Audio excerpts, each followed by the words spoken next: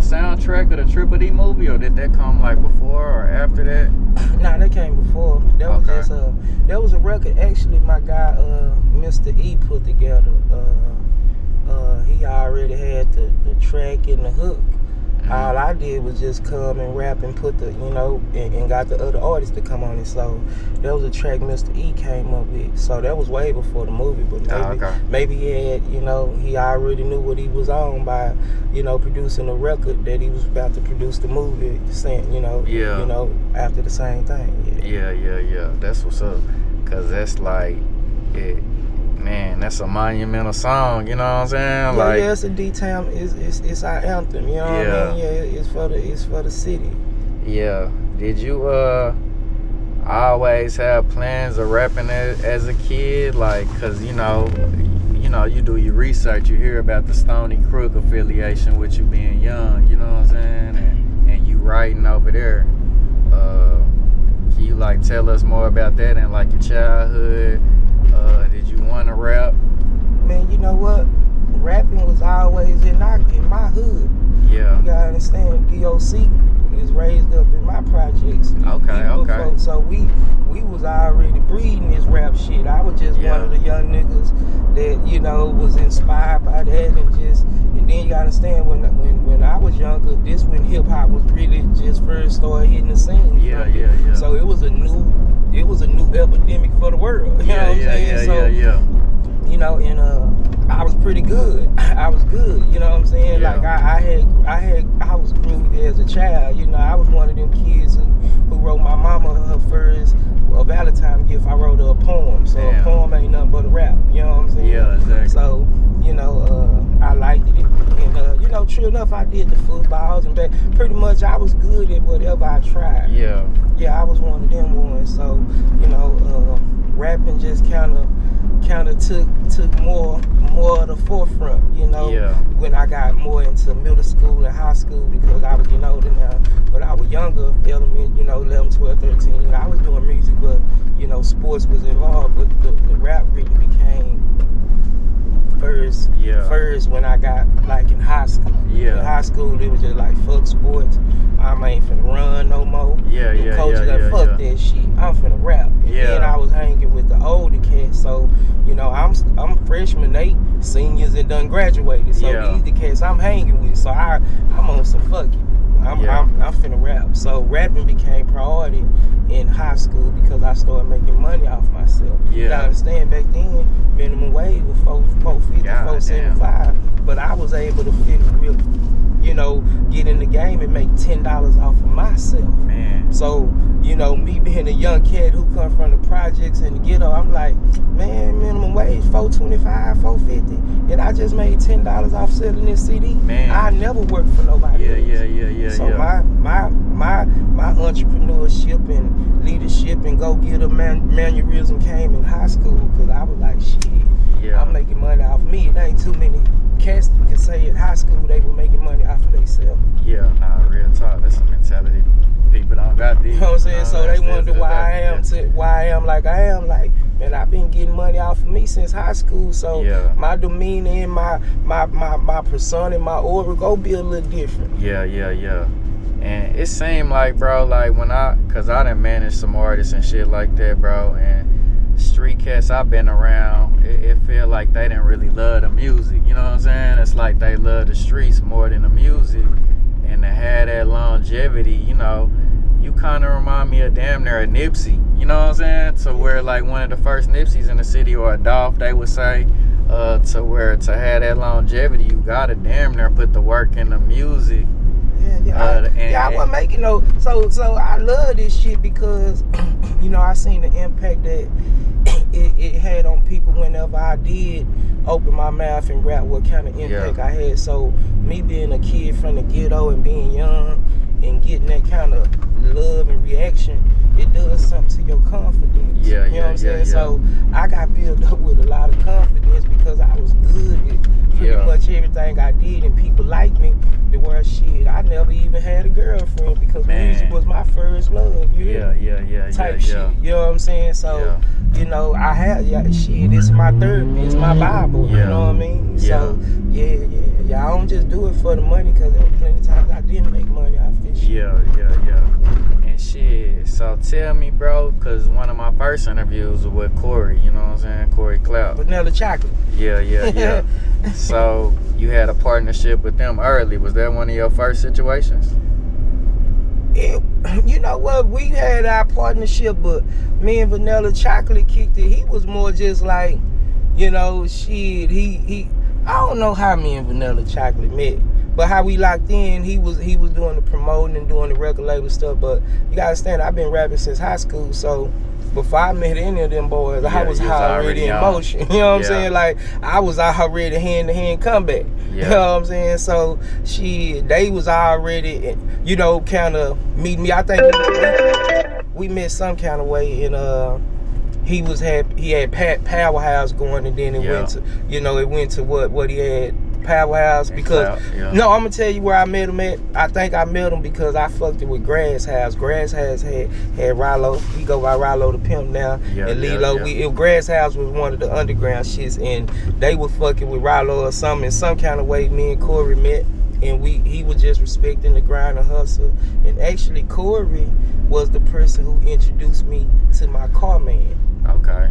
So, you know, my car man is a white guy. It was Corey, like, stepbrother. I think they parents or something. He was like, man, Chief, man, you getting out, you know, you getting all the money, you getting the bag, you rapping, bro. You gotta go on and get them cars, bro. Cause I just had I wasn't playing with nothing. I wasn't playing with the cars then. You know what I'm saying? Cause at that time, you know, I'm young. We ain't got no. I don't know nothing about credit. You got a COD, so it's like, you know, how we go get these Highline cars? How can I get this without, you know, putting my credit and this and that? So his stepbrother, his name Jamie, and he introduced me to Jamie, and Jamie changed my life. Yeah. Because with that being said, the other Chocolate like, bro, you gotta be able, you get them cars and you rapping hard, you putting it, man, you know, because I think Corey had like one of the throldest little cars. He had a throw little car before he had got locked up. So, you know, he introduced me to the cars, and and I met Jamie. I brought a Tahoe. It was an all black Tahoe, and I rapped it. And this was about when Volume 3 was coming out. You know, me and Corey was rocking when I was on like Volume 1, Volume 2. Yeah. You know, and when I got to Volume 3, you know, I was establishing myself from the streets and the music. And he just turned me on to my guy.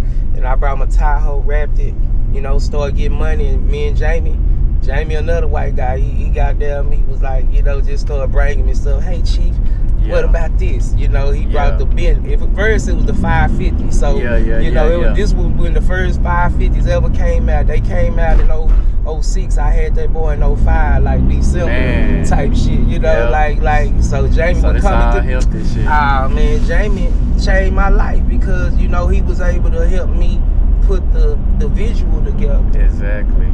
And this was that time. Yeah, come on, man. This where you had to really goddamn me feel like about you said, it. The Jeezy. Yeah, this G. You looking at these boys and they looking like this, and then you got a Dallas nigga locally.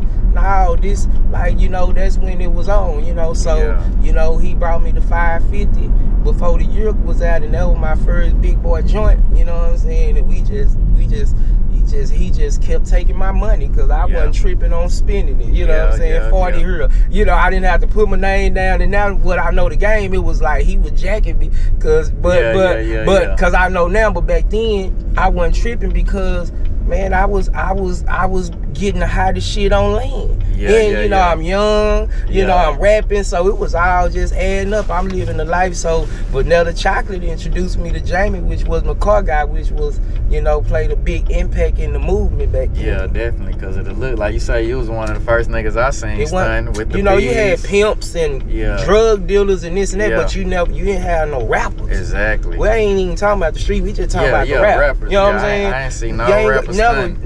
Nobody coming through like that. You know what I'm saying? Nobody. So, you know, that was adding extra sauce to my goddamn gumbo. Exactly.